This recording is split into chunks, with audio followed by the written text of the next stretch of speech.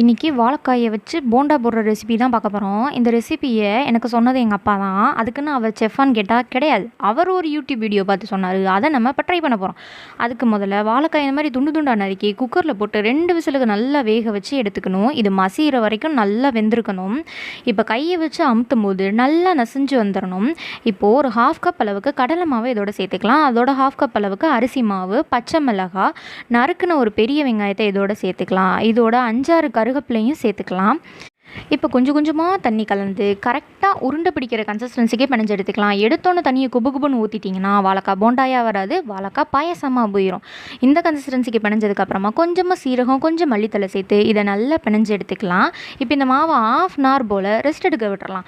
இப்போ ஒரு எண்ணெயை சூடு பண்ணி அந்த எண்ணெய் நல்லா ஹீட் ஆனதுக்கப்புறமா இந்த மாதிரி உருட்டி இந்த உருண்டைகளை எண்ணெயில் போட்டுக்கலாம். என்ன மாதிரி எண்ணெயில் போட்டோன்னே அவசரப்பட்டு திருப்பிட்டிங்கன்னா சட்டியில் நல்லா ஒட்டிக்கும், போண்டா உடஞ்சி போயிடும். கொஞ்சம் ஒரு 10 நிமிஷம் அதுக்குன்னு ஒரு பொறுமை கொடுங்க. அதுவும் வெந்து வரும். அது வெந்து வரும்போது இந்த மாதிரி பெரட்டி பெரட்டி விட்டோன்னா டக்குன்னு குக் ஆயிரும். இது சாப்பிட்றதுக்கு நல்லா தான் இருந்தது. ஆனால் என்னோடய ஃபேவரட் பஜ்ஜிங்கிறனால இதோட டேஸ்ட் பர்சனலாக எனக்கு பிடிக்கல. ஆனால் சாப்பிட்றதுக்கு நல்லா இருந்தது. எங்கள் வீட்டில் என்னை தவிர இது எல்லாருக்குமே பிடிச்சிருந்தது. நீங்களும் இதை உங்கள் வீட்டில் ட்ரை பண்ணி பார்த்துட்டு உங்களோட ஓட்டு வாழைக்காய் பஜ்ஜிக்கா இல்லை இந்த போண்டாக்கான்னு கண்டிப்பாக சொல்லுங்கள்.